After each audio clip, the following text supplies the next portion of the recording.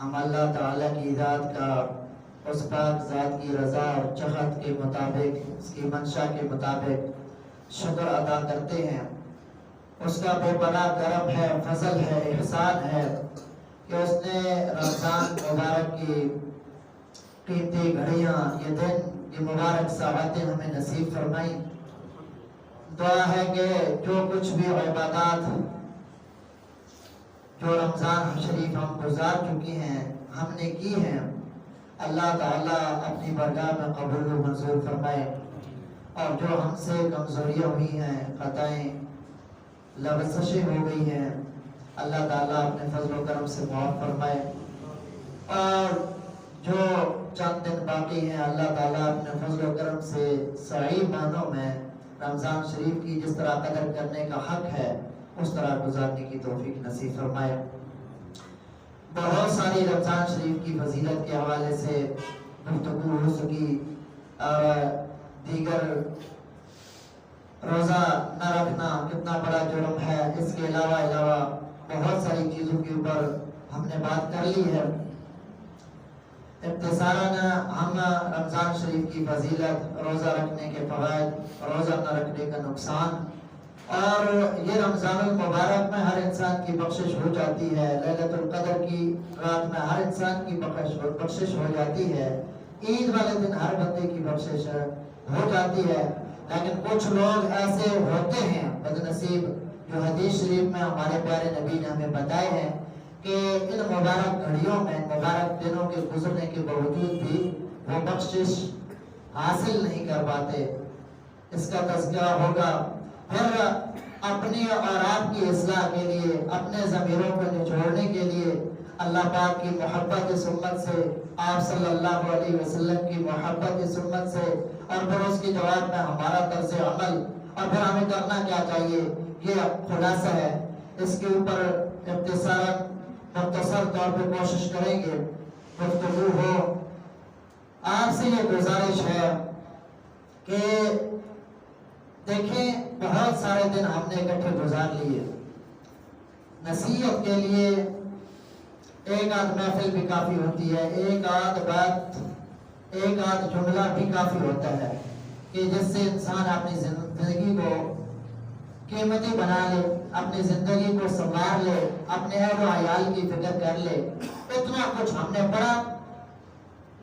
اس کے بارے میں ہم اتنا سوچ لیں کہ جتنا کچھ ہم نے یہاں سیکھا ہے، پڑھا ہے، بیان کیا ہے، سنا ہے، سنایا ہے، ہم نے عمل کتنا کیا ہے۔ سنتے سناتے تو زندگی گزر گئی، لیکن عمل کتنا کیا ہے۔ پھر اس کے بعد یہ نیت کرنی ہے، میں نے، آپ نے، پھر گھر والوں کے بارے میں یہ نیت کرنی ہے کہ اپنی اصلاح کے بعد بھرپور کوشش کریں گے اپنے اہل و عیال کی اصلاح کی، اور آئندہ جتنی ہماری زندگی رب کو منظور ہے، اللہ تعالیٰ سب کی زندگی میں خیر و برکت نصیب فرمائے۔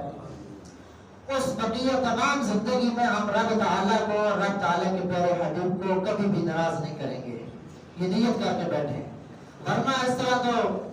ثواب جو یہ رواج ہمارا ہے، ہم آتے ہیں، سنتے ہیں، چلے جاتے ہیں، اپنی دنیا میں مگن ہو جاتے ہیں۔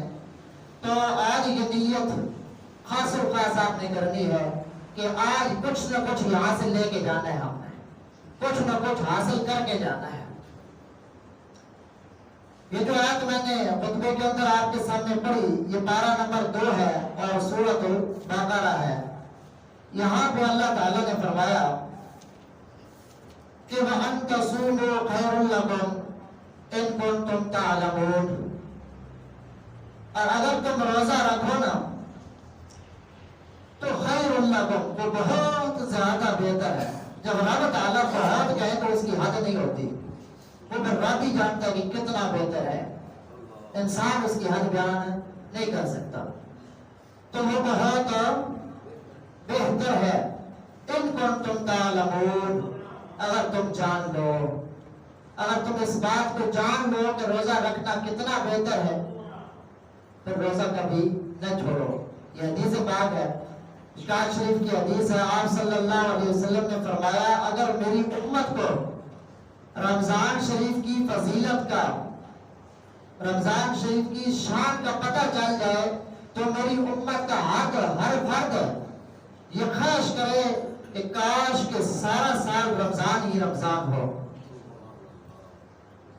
ہمیں تو اس کی فضیلت کا پتہ ہی نہیں ہے، اور ہم چاہتے ہیں کہ یہ تو رمضان آیا ہے اور جائے گا کب، لیکن ہم حاصل کچھ نہیں کرتے. تو یہ آیت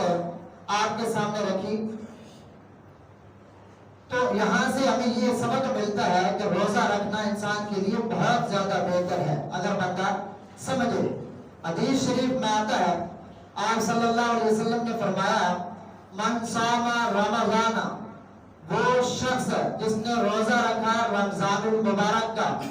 ایمانا و احتسابا، ایمان کی حالت میں ثواب کی امید رکھتے ہوئے، تو غفر لہ ما تقدم من ذنبہ، اس کے جتنے بھی پہلے گناہ ہیں وہ سب کے سب اللہ تعالیٰ معاف فرما دیں گے. صغیرہ گناہ، کبیرہ گناہ کے اگر توبہ کرے گا تو رب تعالیٰ انہیں بھی بخشنے میں دیر نہیں کریں گے. صدقے دل سے صرف توبہ کی ضرورت ہے، صرف توجہ کی ضرورت ہے.